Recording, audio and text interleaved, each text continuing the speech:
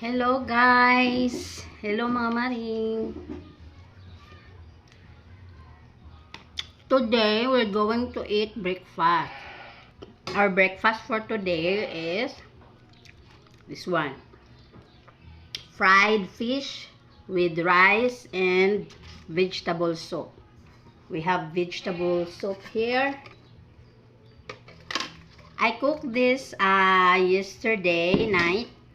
And I cooked this also yesterday night. Last night.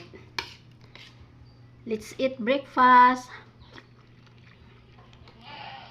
Here in the Philippines, our breakfast mostly like this and with rice.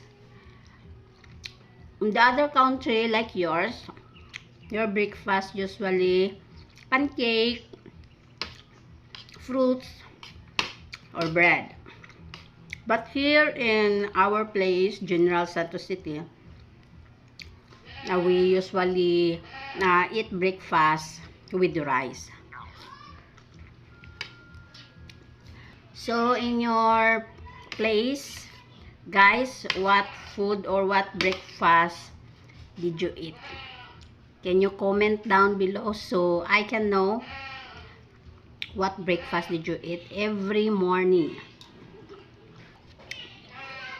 So yummy. So yummy. Look at this.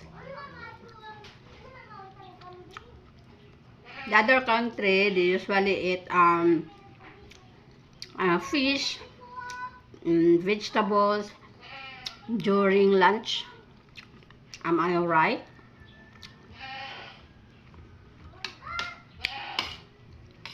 But here in our province, we usually eat with rice every breakfast.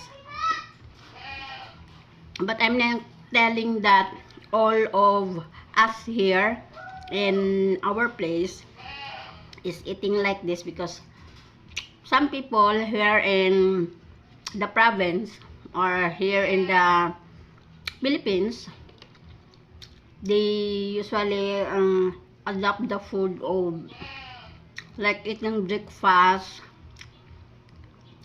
just bread only, sabaw or vegetable soup.